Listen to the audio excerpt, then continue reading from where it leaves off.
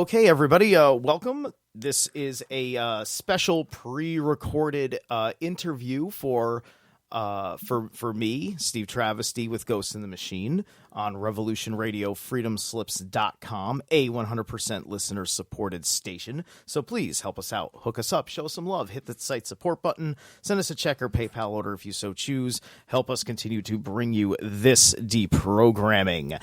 If you're supportive of me, you can go to patreon.com/Ghost Machine or gofund.me/Ghost Machine, or you can go to Food for Liberty, which is my show's independent sponsor.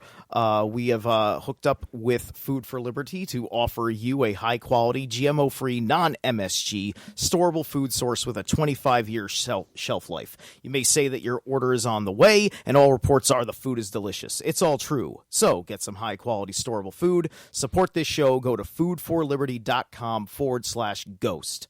So I'm very, very excited because I have someone here whom I'm an extraordinary fan of his work in the music industry and love the subject matter of what he does. I met him a couple years ago. I want to say it was maybe like 2 years ago now when his band came through to New York City. They're not local boys. They come right out of the EU, right out of Sweden. This is Henrik Ohlsson, who is the drummer and one of the main lyrical writers for the Swedish metal band called Symmetry on Nuclear Blast Records.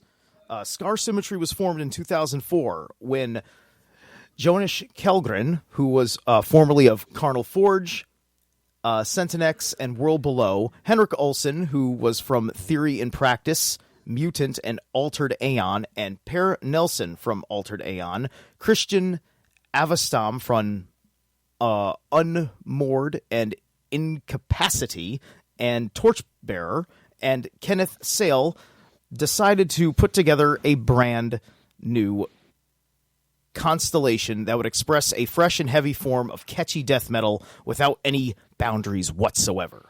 The band wanted to incorporate huge synthesizers into the music along with blazing virtuoso guitar soloing, which would all be backed up with complex but catchy rhythms and every style of singing known to metal in general. In April of 2004, Symmetry recorded a demo of the song Seeds of Rebellion, which caught the interest of Cold Records, and very soon a recording contract was inked. A period of intense songwriting followed. In July the same year, Symmetry entered the Black Lounge studio to start the recording of the debut album, Symmetry in Design, an album that would showcase 12 songs of excellent musicianship and outstanding songwriting. After 3 months in the studio, the album was finally finished and scheduled for February 2005 drop. The current members of the band are Robert Carlson, who is the lead heavy vocals, the growling vocals, Per Nilsson, who's the guitarist, Kenneth Sale on bass, Henrik Ohlsson on drums, and Lars Palmqvist on lead clean vocals. Henrik is who I have with me today, the drummer. The band used to have 2 guitarists. Are you a single guitar outfit right now, or do you have a live sessions guy? First of all, I want to say howdy ho to everyone out there. Yes, thank you so much. This is definitely a experience for them. People that are longtime listeners of my show will have heard Symmetry once in a blue moon because we play about like a minute to 2 minutes of a song, like coming back from like a break or whatever, because we're a talk station, not a music station. But the hosts have a little bit of freedom to play like clips in certain expressions, and whenever I'm in the mood for it, or if it's appropriate to the subject matter, I'll find a Symmetry song that I'm fond of, and I'll play that for a moment, and then I'll mention, who it is, what the song it is, what album, what year the album came out, just so people get an inside look into me. And now I actually have one of these gods of metal who have graced us on the stage today, because I don't know, there's something in the water in Europe that make all you people 10 times better than everywhere else at doing metal. I don't know what the F it is.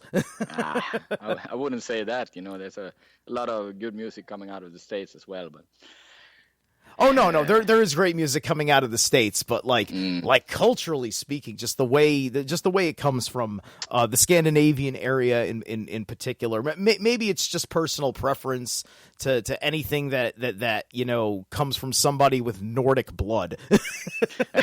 Yeah, we all just want to vicariously be like Thor. it probably helps, the whole mythology thing, but. The only thing I can't stand about United States metal is metalcore and all that stuff. But otherwise, I think it's great. Yeah, a lot of straight metal. The commercialization. It's something that comes inherent with like the capitalist society that we're in, and that social commentary has a strong place. My biggest impetus, folks, for bringing Scar Symmetry, and if you haven't heard me talking about why I'm into a band like Scar Symmetry so much, is that. Henrik here, who does a lot of songwriting, and was fantastic when I got to meet him in New York, and got to, chat with him, have a beer with the guy, somebody who I admire as a drummer and for all the music that he makes, is that he's into esoteric information and putting that into his music, conspiracies, theories. I mean, God, he's got songs that are based on quantum mechanics, and he's got songs that are based on the reptilian conspiracy. So, it's like if David Icke knew how to headbang, he might be Henrik Ohlsson.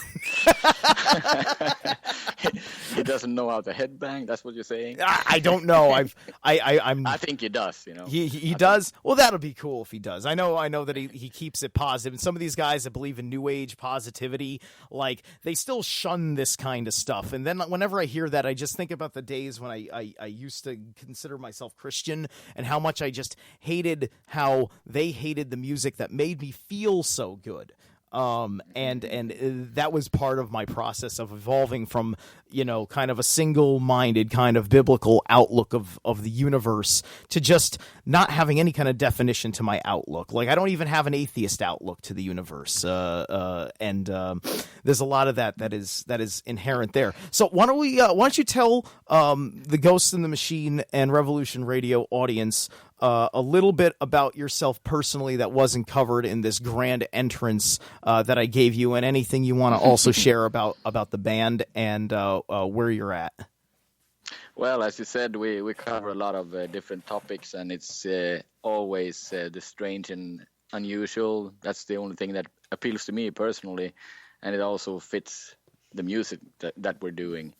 It's kind of a little bit... It's semi-progressive music, I would say. Sometimes very progressive, but so I mean the lyrical content just fits with the music we make, and since I'm really interested in that kind of stuff, it's always inspiring to write new stuff. Just combining the two. That's basically it. Absolutely. So, what inspired you to be into the esoteric, because like it's not like quite common subject matter, to talk about like, oh yeah, I'm going to talk about string theory for this album and you're going to start a circle pit to it. I know, that's true. I don't know where it began, actually. I just remember I had like a personal interest in it, and I was just investigating all kinds of stuff personally. And then I started playing in that old band Theory and Practice, and that was progressive death metal. And I just figured, okay, this stuff kind of fits with the music, and it's a little bit different from what most of the other bands were doing. So I just started on that path and evolved with the next band, Scar Symmetry, and that's just how it happened, and even the guys who weren't really into that stuff in the band, they figured, this sounds cool, or somehow they felt that, yeah, this really fits with what we're doing musically. Absolutely. I've always been inspired by that, because I've tried in my own right, and like like I've done. I found it interesting when I had one time where I was like in a band doing kind of like a progressive black metal thing, and so I also from less of you're more interested. You were doing it from the scientific perspective, and because I was doing a black metal band, I wanted to do similar things in that respect that other bands that loved esoteric subject matter were doing. But I said to myself, I'm going to have to like work off of more of the occult esoteric, and unlike a lot of other people in black metal bands, I'm not really a Satanist or anything like that. But I can play with the dark themes and work on it. And like, so I wrote songs about like the history of the witch craze or whatever, and everything else. And, so I enjoyed my ability to educate through the art form, and without, being like, without acting like I was trying to preach something, which is where I think like, some bands go wrong, where they have like almost an overt like message that they put in there, as opposed to just telling a compelling story. Yeah. I mean, I've been writing lyrics about witches and witchcraft and old Nordic stuff, and in the past when I played just regular death metal, but with the stuff I'm doing now, it's more connected to myself, rather than just taking like parts of history and telling it like Iron Maiden or something. What we're doing with Symmetry, it's really, really close to heart. It's like, because I noticed when I wrote lyrics where I really, really felt something, everyone thought it was great, even though they didn't really understand what it was about. Yeah. So when I figured that out, if I have a strong emotional connection writing something, it automatically connects with a lot of people. Or at least those who are open to this kind of music. It's not like it's mainstream, but yeah, precisely. Which is what I love about metal, because metal, more so than any other genre of music, dives into, at the very least, rebellious content matter or subversive content matter. Because for one thing, you can't accuse it of trying to appeal to your children, because that's not how it's marketed. Secondly, most people don't understand a goddamn word you're saying anyway. And then there's a lot of haters out there, which is really funny. We're like, oh, I don't know what they're saying. And then like, I may know that person and what their favorite music is. And I'm like, oh, okay, could you recite the lyrics to, and then I name like a song that I know that they like and listen to often. And then they stop for a second and they realize they've never really processed the lyrics of their own songs that they like. And those songs are sung very cleanly and sweetly, because there may be a pop tune or an R&B song where, in the moment you can hear it, but you're just not thinking of it consciously throughout your day. So you don't recall the lyrics. So, it's like, it's hypocritical. I've been doing the same exact thing with people, a lot of people like AC/DC, for example. Mm-hmm. And you can't really hear what he's singing. Yeah.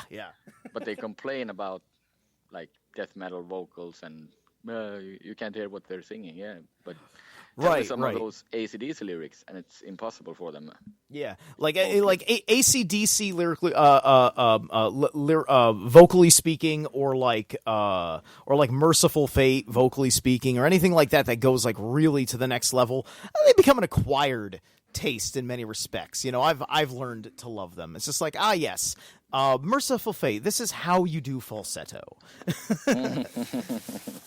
So yeah, absolutely.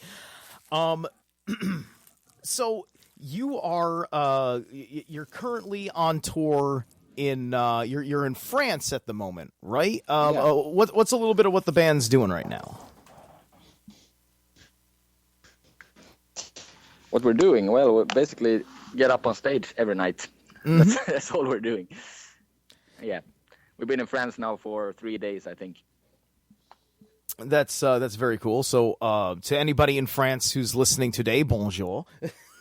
I am a quarter French, but I'm not good with the language. I'm working on my Japanese. Why? Because I'm an otaku and I want to understand my anime better.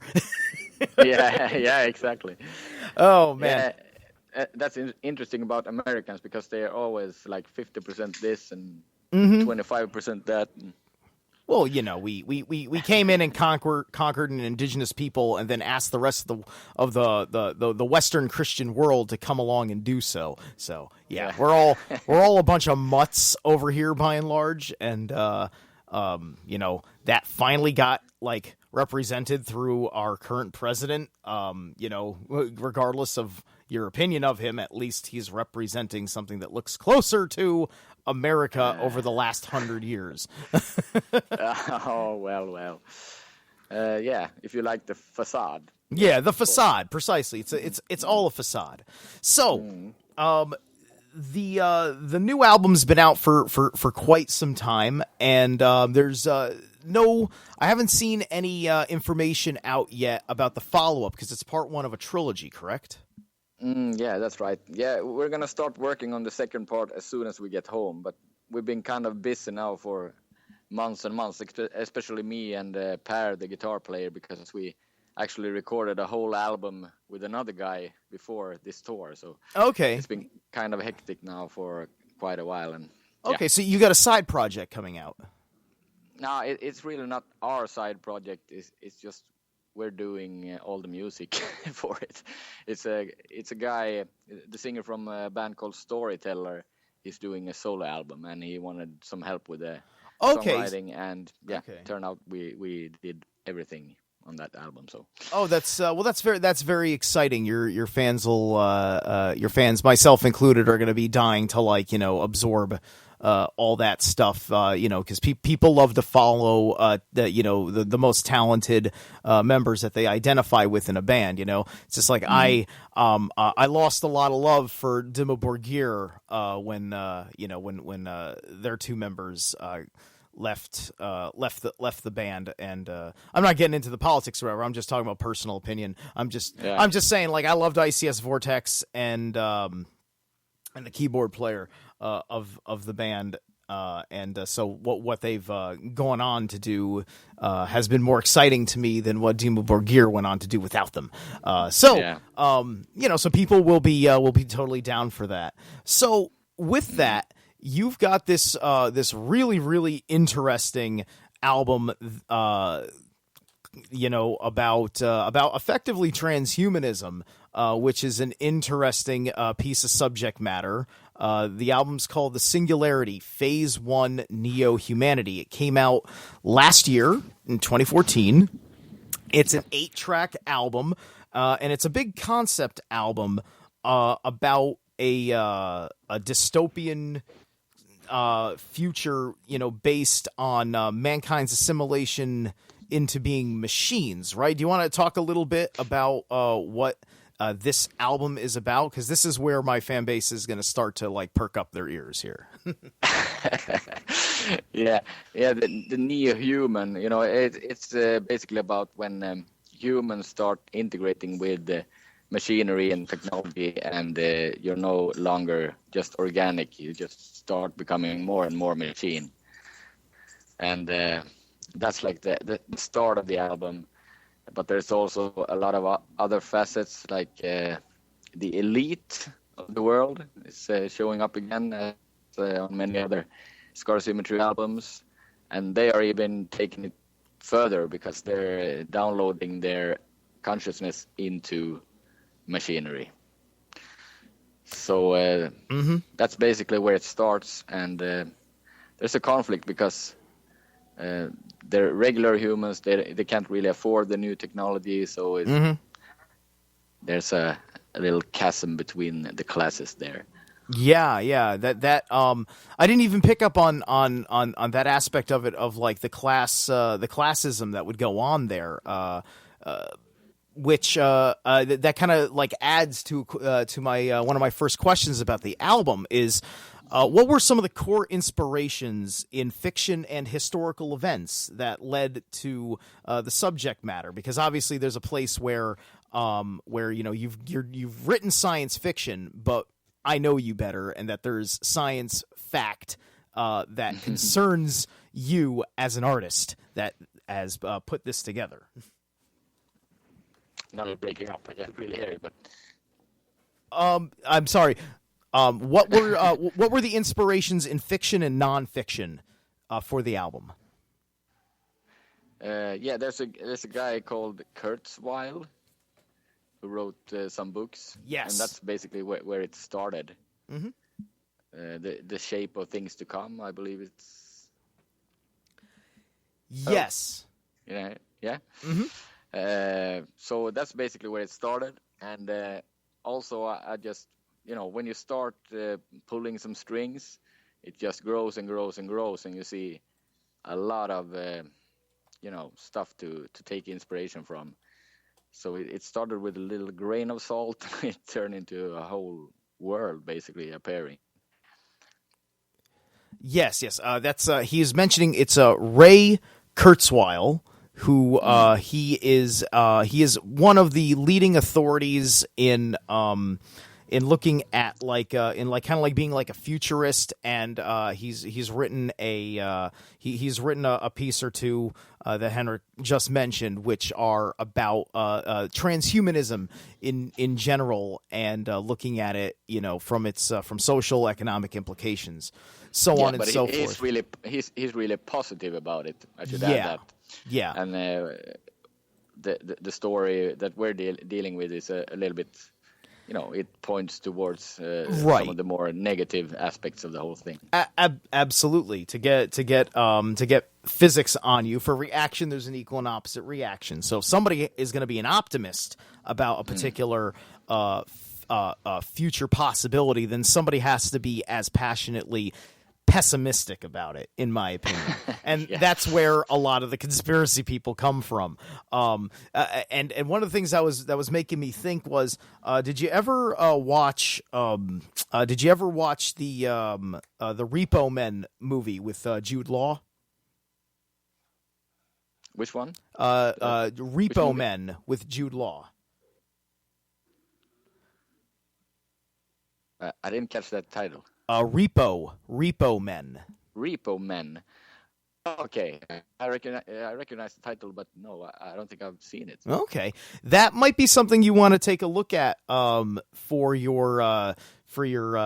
further inspiration, because it's about people that do repossessions for the bank, if you will.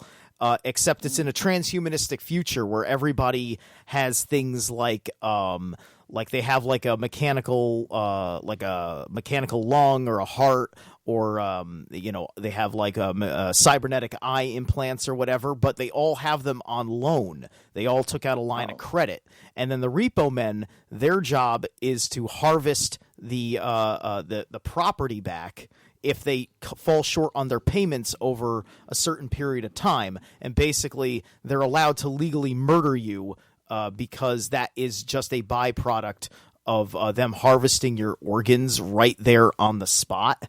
They will call an ambulance for you, but the odds of you living, especially if they have to remove your heart, it's a pretty unique, sick and twisted dystopian future film that I think that you would appreciate. It's directly related to what you're talking about, where there's a fight between the classes about I can't afford to be a neo-human, so on and so forth. That sounds cool. Mm-hmm. Exactly. I loved it. I thought it was great. So I was listening to the lyrics, and I was looking at them closely, and and in the first song, in Neo-Human, it says, bitter loss to be found by our creations phased out. Watch this global state advance to be born anew. And that made me think in the context of the song and the album. So what was being referred to by the loss, and what was our creation? Our creation is the technology phasing us out, basically. But it's the people who can't afford it that, it's their thoughts, basically. Because they were part of, advancing the whole thing, but they can't take part of it in the end. So they're phased out, and they find themselves without a life, basically. Gotcha. And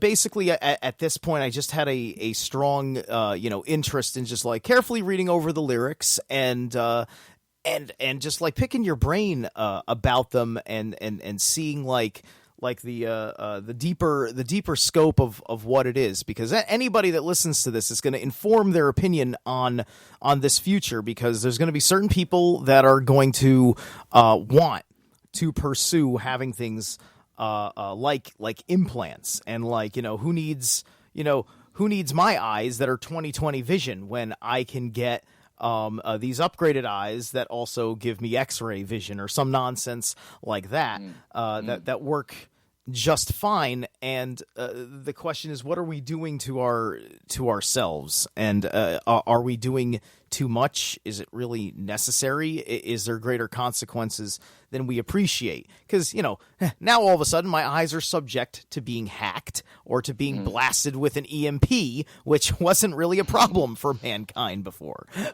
Now I'm blind because the sun said so. Yeah, exactly. I mean, personally, I mean, it's one thing when I write about it, I can have a certain opinion, but in real life, I'm sort of divided. I don't know, it's in some cases it's really good, and but I also see problems occurring that you don't really realize could happen right now. But there's always like two sides of the coin. It's really hard to take a stance for it or against it, basically. But it's really easy when you write lyrics. You can just be really negative about it. Right. Well, you've got to tell, so somebody's got to be the devil's advocate, if you will. Somebody's got to sit there and be the bad guy, or at least point out the bad guy. As long as you're writing metal music, it's not really going to be positive, Yeah, precisely. I mean, it can be positive by telling you a bad story, because sometimes through that dark story, it gave you all the information you needed to know to say, you know what, I'm going to make better choices than the people that got to this point, because this story's sad. Yeah. If you want to stop somebody from using heroin, you just show them Requiem for a Dream. And if they still want to do heroin at that point, I'd be like, I don't know what's wrong with you, but obviously you're making a big free will, well-informed choice. Have at it. That's the way I see it. It could be positive, in order to avoid the mistakes, of course. Yeah. Precisely, and that's what I love about this. That's what I absolutely love. Vibe is always going to be like it has to be. It has to have something with a nerve, kind of a brutal attitude to stuff. That's just the way it is. That's metal music, Absolutely. So the following song, "Limits to Infinity," which was, I believe, also the first single, real awesome, high energy song. I love it, and the chorus of that song kind of embodies kind of like the real vibe of what the song is about, but it's also very it's also kind of very, very abstract, and because there's a whole there's a feeling almost of a spirituality kind of tapped on, which is an interesting question when you're talking about mankind's mergement with machines. And the lyrics go, "There are limits to infinity in the restricted lemniscate," if I'm pronouncing that correctly. "There are bodies infinite outside this earthly dome." So I'm really wondering what that's alluding to. Is is that the earthly dome? Is that just talking about our mortality? Is that talking about just life on Earth in general, or piercing the veil over into the cyber reality that's being created? There's so many places that your head can go with what's meant there. I've heard so many ideas about that song, from people who interpreted the lyrics, but. Basically, that song is all about the elite deciding to leave Earth and colonize another planet, secretly and all that. A lot of the conspiracy people have heard about that, Yes. But the thing is that they know the universe time, so. Henrik, hold on 1 second, because your audio just started to go a little bad. Check your signal for me real quick. All right. I think because I think it's going to get better. Like if you're like just make sure you're in a decently signaled area and like go, or if you had to move, go back to where you were standing. I've been in the same place now. Okay. We were talking about the Limits to Infinity song and what was being meant by it, and Henrik was telling us a little bit about how it was about the elites going off-world, and I just wanted to give him a chance to elaborate on that. Yeah. The elite, they have these occult beliefs, and they also, and I'm talking about the story now, and it might be true, who knows, but anyway, they have access to all this scientific knowledge that no one else gets to hear about. So they know that infinity is just a concept that repeats itself. It's the same thing over and over, and that's what I mean about limits to infinity. So they're going off-world, as you correctly stated, and they're finding another place to live and leaving mankind behind, basically. Mm-hmm. And they're not even humans anymore. They're something else. They've progressed. Yeah, exactly. Like, and like, of course, this album's about transhumanism, but we're also talking about genetic engineering too, right? Yeah, definitely. Yeah, for sure. Now, in the real world, and what I assume is going to be in, in like probably like I guess like future manifestations, like the next two albums or whatever. I would assume, unless this is a big secret that you want to keep for when the album's released. I think we all can say that like Mars is sort of the target right now in the real world. I don't know. They've. I mean, there isn't really a target. It depends on who you're talking to, actually. Sure, yeah. Because you hear a lot of different things about that. But I mean, yeah, there was a big project regarding Mars, and a lot of people signed up for it, just colonizing Mars and never coming back, which was pretty strange. I saw this Swedish guy on TV. He was leaving his family behind, 2 kids and a wife, and he just planned on going there and never coming back. Okay. Pretty sick. So I got so speaking of the elites, this part I've always wanted to ask you this, and I may have asked you this off air, but I have to ask you on the record here. Okay, so the next song's called Chronic Harvest, and it's and the song, I love the end of the song because there's the clip at the end with like this guy with this thick accent talking about like reprocessing of the dead. And like honestly, whenever I hear that part, I love hearing that part because all I can think about is like an evil cyber Henry Kissinger. Were you going for Henry Kissinger with this character? Yes. No. No, actually, that's Per speaking. And he said, on the next album, you'll do the speaking. Oh, sure. Well, now, basically, it was meant to be integrated with the outro of the song. Yes. But he couldn't really make it sound good. It's like one thing was drowning out the other thing, Right. It didn't turn out like it should. So he just put the whole thing after the song. Sure. I think that works. It sounds a little bit funny, but it comes is what across. it is. It comes across like when you do a play, and then you have like the intermission, and then like the muses in the play come out and they address the audience. It kind of feels like that. It's good. It gives a great theatric vibe to it. So don't feel bad about that production choice. I think it makes the album stronger, in my opinion. Oh, okay. Yeah, that's then good. again, I'm a fan, so I'm biased.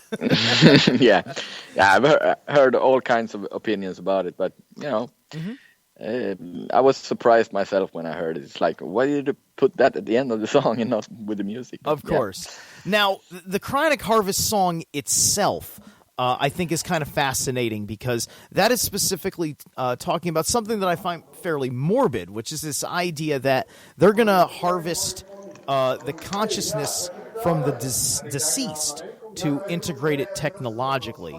Now, is there source material for that technology that you came across in the real world, or is that more from your imagination? So that whole song is completely real. You know, that's that's what's happening now, basically. It is. Yeah. So where did you get that from? Because my audience right now, they're going to be like Googling all this stuff in real time. There's a lot of people here. Oh, yeah, I hear that. Everybody's having a good time back there. He's at a rock show, folks. This is to be expected. Yeah, he's... you still sound pretty clear, so just speak clearly, concisely. You should be okay. But, like, where did this... where did you hear about this in the conspiracy or technology universe? Basically, I read about these places. I think... the United States, actually, where a lot of rich people are storing their bodies, and if you can't afford storing your body, you can store just your head to be reawake.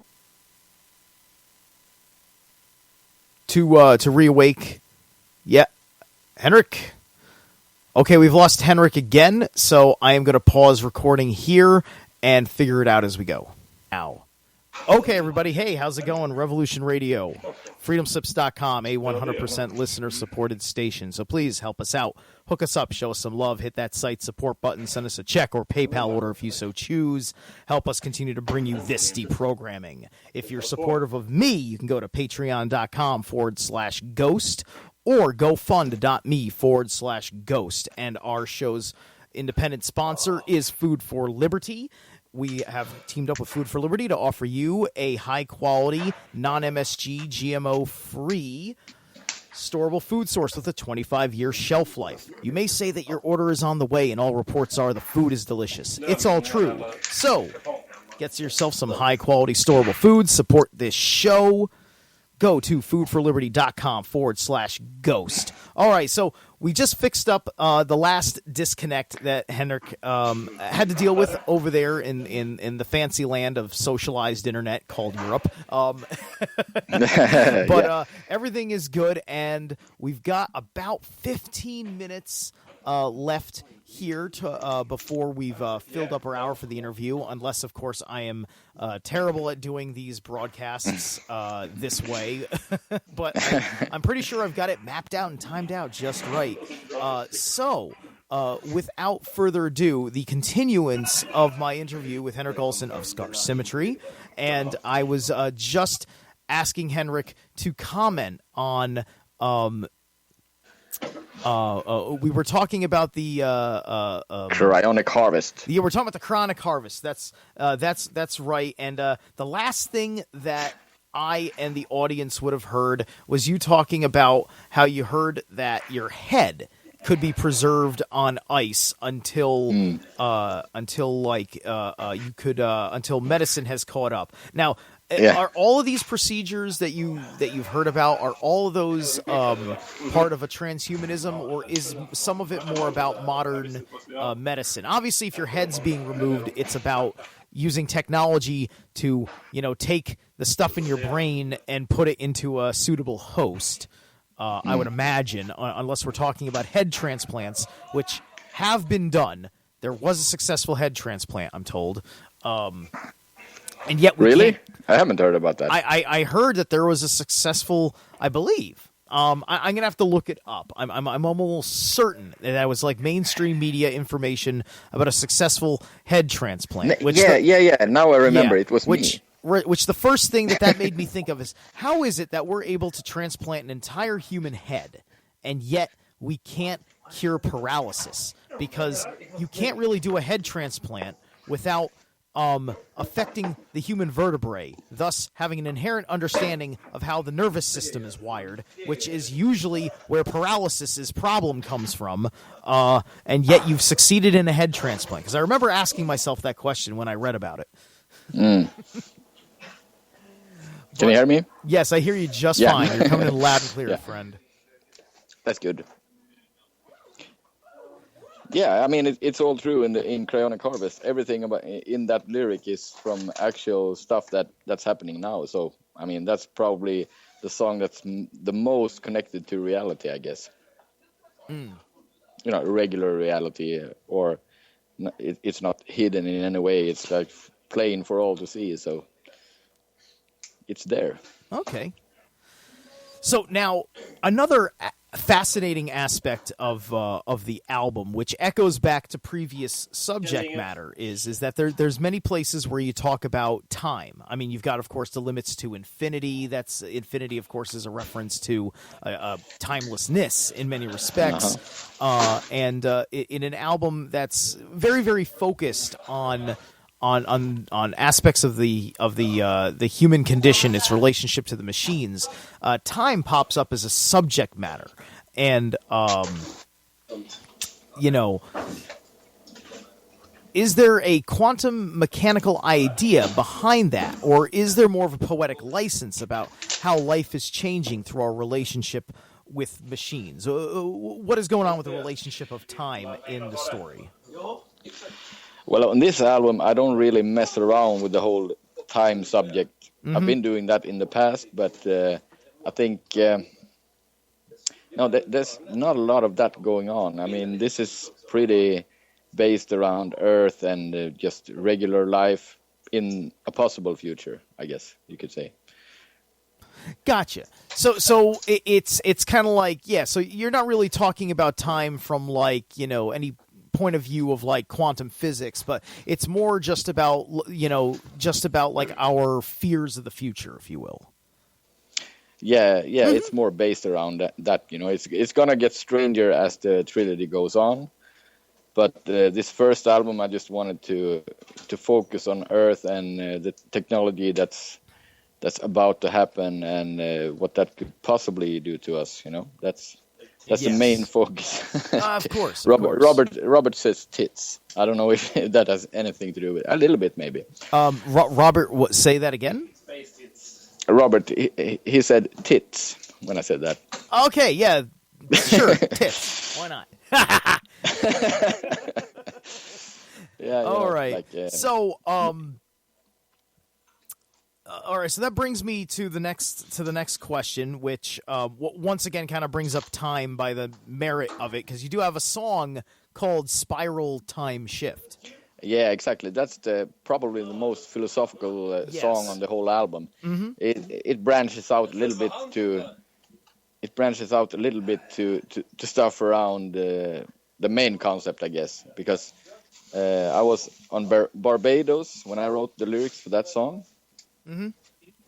And I was just looking at the Atlantic Ocean. I just felt some inspiration from that. But I incorporated the whole invasive technology thing into it just to make it fit the theme of the album. Indeed. And like this song seems to talk from the perspective of a particular character in the story, which because I feel like when the whole album starts, they talk about this neo-human who is elevated above the rest is early on in the neo-human song, and this song seems to almost represent in a couple of the one of the lyrical moments in the song, which I forgot to cite here in my notes, but through a bit of an apotheosis, or in the layman's tongue, a godhood ascendancy, if you will. And so that made me ask the question, because it's very, very important to how we're perceiving your story. Now, does this elevated neo-human character, who has a lot to do with this story, as it seems to me, does he see himself as a savior or as like a leader? Does he look at himself as more identifying with the average man, with humanity, or with like the elites, effectively? Yeah, he's both. That's the problem. Okay. He's still feeling the human emotions, but at the same time, he's in the hands of the elites. So, but the songs, the Spiral Time Shift, it's like that has more to do with just human nature in general, and how kings eventually fall, and just empires, everything, just eventually, as time progresses, they fall, all of them. That's like the basic for that song. But but the neo human, that's he's like divided between the human world and the new world, if you will. Gotcha. So the character, he's going through. He's going through his major choices. He's kind of like Neo in the Matrix or whatever. Like he meets the architect and he's got to like be like, okay, do you choose love or do you choose the continuance of this system, kind of thing. Yeah. And in the end, he can't choose because he's since he has all this technology operated into his body, he can't choose in the end. He just starts doing whatever the elite wants. Right. So, in his case, the whole thing goes to hell. Fascinating. Yeah, of course.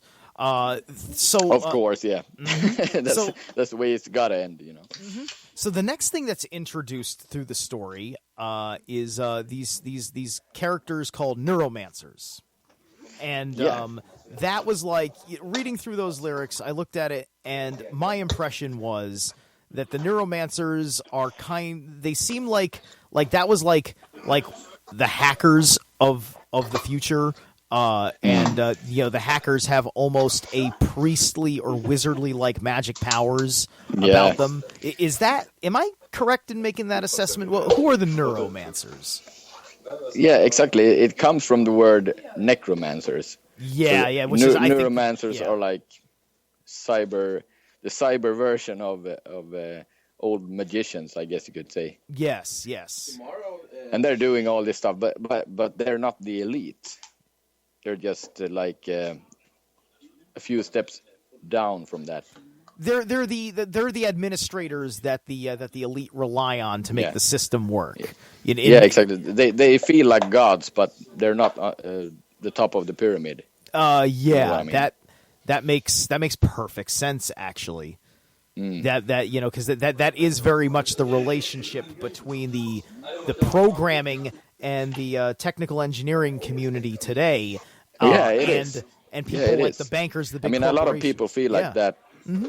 They feel like they're on top of the world, but they're really not. They're just in the hands of other people. Yeah, guys like Edward Snowden would be an example of a neuromancer who turned good guy, if you will. Yeah. I mean that. Yeah, I shouldn't get ahead in the story, but no, of course. There's some people will stray from the evil path, if you will. Okay. So the last song on here ends with mankind having in its way this simulation, this assimilation. Is this as much about Earth as it is about mankind? Like for instance, does the Earth, because you're talking about the song's called Technocalyptic Cybergeddon, and so and it talks about kind of like it's a war, and kind of a literal war between those that ultimately decide, no, I'm never accepting this way of life, and they get fought by those who do accept that way of life, and either get forced into assimilation or are killed. And so I'm the big curiosity, because there's a lot that's explained in the song, so you can read the song lyrics and learn a lot from it. What I want to know is that, does this war that you write about in your story, is this just about mankind, or does this blight the Earth? Does the Earth become unlivable like the Matrix reality, like a lot of the post-apocalyptic or dystopian realities have the wastelands, if you will, or is this just about mankind? Well, on this album, it's just about mankind, actually, because the last song, that's where the neo-human kind of falls totally into the hands of the elite. Mm-hmm. And he just, he can't decide anymore. As I told you earlier, he just starts doing whatever they want to do. Yeah. And that's, in this case, they want him to kill people who aren't into the whole new world that's coming. Right. Basically the impossible choices catch up with him, and he feels backed into a particular corner as the lesser of two evils. Yeah. Fascinating. Okay. Very cool. So, with that, I want to start. I want to begin to wrap up our interview, and so tell us a little bit about what's going on in the band's future. You said you're going to be working on the follow up to this album once you're done with this tour. So why don't you let us know a little bit about what's going on? If there's any little tidbits and secrets or whatever you want to disclose about what's up next with Neo Humanity 2, et cetera, et cetera. Yeah, well, we're finishing this tour, and then we're going to be home for 3 days, and then we're doing a festival in Holland. And after that, I'm going abroad for a week, and then we're going to start to record drums sometime in December, and we'll probably be working on the next album until April or something next year. Have a release party. Doing it's a regular thing where you release the album and then go on festivals on the summer and then do a tour after the summer probably. Okay. What are some of the next spots coming up on your tour? This recording is going to be released. I plan on releasing it this Friday. So all information relative to, Friday the 13th. I didn't realize we had a Friday the 13th this month. So everything from Friday the 13th of November forward. Every day, everything, what? Oh, well, where you're going on tour, because we may have people listening that being like, oh, hey, I'm going to be in Germany on that day. Yeah, let me go see if there's tickets. I'm trying to help you guys get an extra butt in the seat. Yeah, next Friday we'll be in the UK, I think. Oh, okay. Yeah. All right. Let's see. Yep. What day is Friday? Yeah, when this goes to air... Friday we have a day off. On next Saturday, we'll be in Glasgow, actually. Excellent. Okay, Glasgow. Any state dates? And then London on Sunday, and then the tour is over. Okay, ends in London on Sunday. Okay, so basically I'm hitting this right at the end of the tour, but that's okay. That is good to know, and what have you. And I can't wait. For when you guys come back stateside, I got to come through and hear you guys out. Maybe get a backstage pass. Who knows? Absolutely. Damn straight, brother. Thank you so much. It has been forever. This is going to conclude the interview with Henrik Ohlsson, and I appreciate you so much for tuning in. I appreciate Henrik. My best of wishes going out to the rest of the members of the band: Robert, Per, Kenneth, and Lars. You can get a goodbye from Robert, I think. Robert. Hey, Robbie. Come, Robert. Come. Say goodbye to the audience in the States. You're gonna be on radio next Friday. Here you go. Goodbye, you fucking bastards. We love you. There you go. All right. I'll have to mute out the F-bomb part, but people will get it. Yeah. We try to keep it somewhere acceptable for widespread whatever. It's all good. Yeah. All right, guys. So Thank you so much. Take care. And if I have played this in the middle, I will be back after the break. All righty.